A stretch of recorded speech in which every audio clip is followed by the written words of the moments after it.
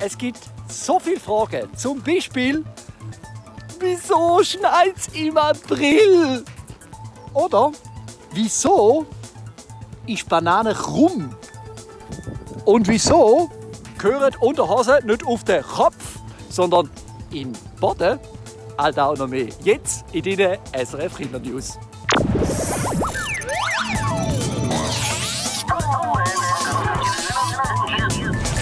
Servus und herzlich willkommen zu deinen SRF Kindernews. Ja, bevor wir Antworten auf die drängenden Fragen zu Bananen und Unterhosen finden, kommen wir gerade zu dem Thema, das uns schon seit mehr als einem Jahr beschäftigt. Was echt? Corona natürlich.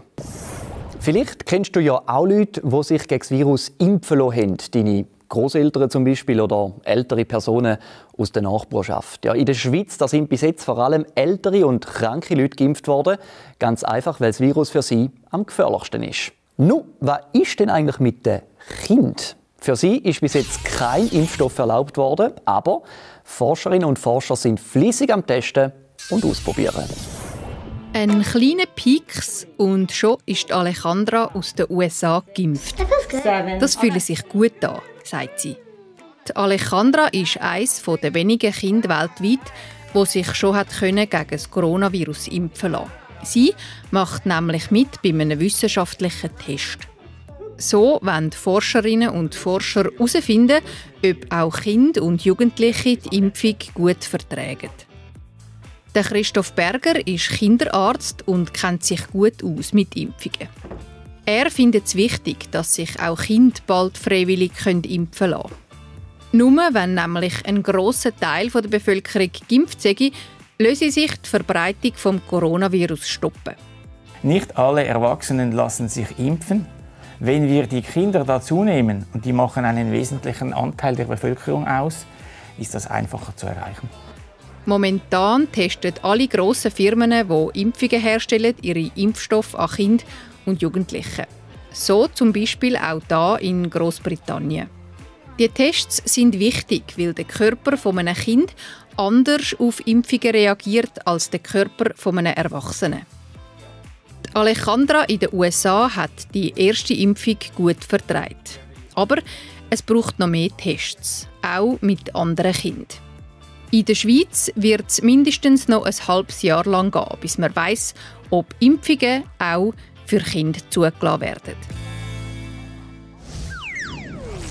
So eine Unterhose aus Baumwolle die kann viel mehr als einfach unten durch ein bisschen warm geben. Oder auf dem Kopf gut aussehen. Nein, so eine Unterhose kann tatsächlich auch messen, wie gut oder gesund der Boden in deinem Garten oder auf dem Feld ist.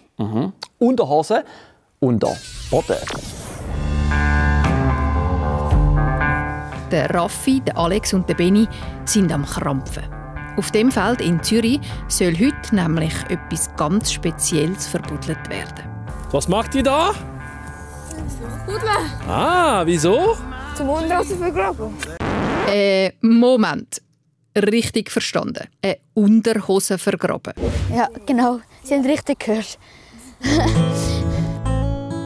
Beweisstück Unterhose heisst das Projekt, das die 3 Buben hier mitmachen. Es ist eine Aktion von Forscherinnen und Forschern, die Böden in der Schweiz untersuchen. So wie der Marcel van der Heijden.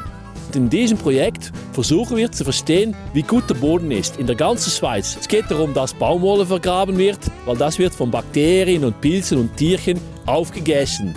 Und wie schneller es aufgegessen wird, wie besser die Bodenqualität.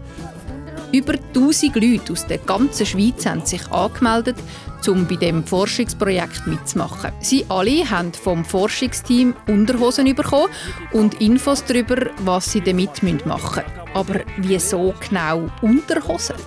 Wir arbeiten mit Unterhose, weil Unterhose ist lustig und jeder kennt eine Unterhose. Und es eignet sich auch sehr gut, um zu vergraben, weil es Baumwolle hat.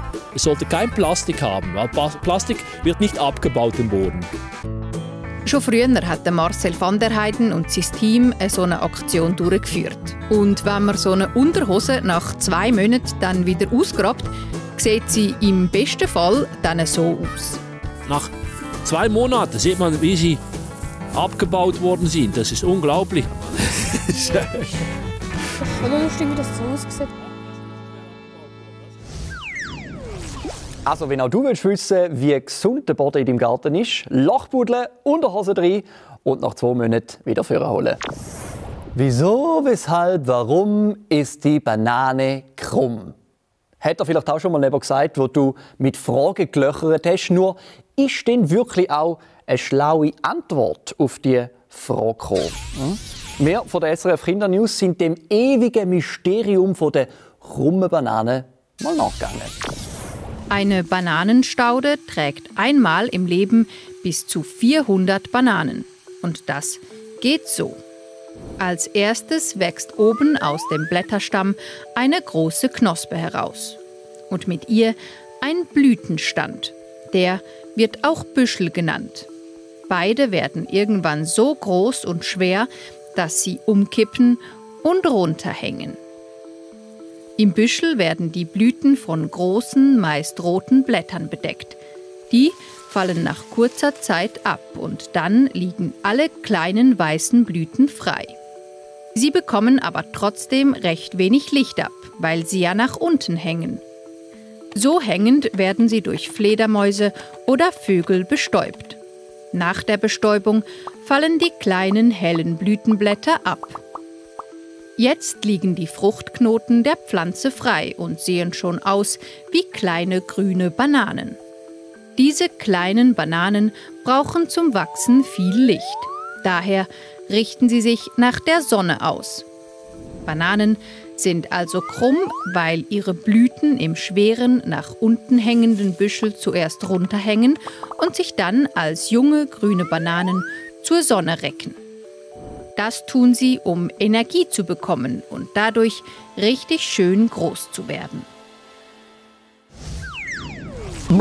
Schnee im April, du hast es am Anfang der Sendung gesehen, das finde ich nicht wirklich lustig. Das Wetter das hat aber nicht nur mehr oder vielleicht der zu arbeiten gemacht, sondern auch die Pflanzen. Zum Beispiel der Weinreben, also der Traube im Burgund zu Frankreich.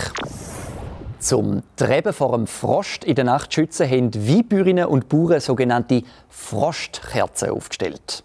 Die haben dann nicht nur die Pflanzen und damit die Traubenernte von dem Jahr gerettet, sondern auch die ganze Umgebung in eine fast schon magische Landschaft verzaubert.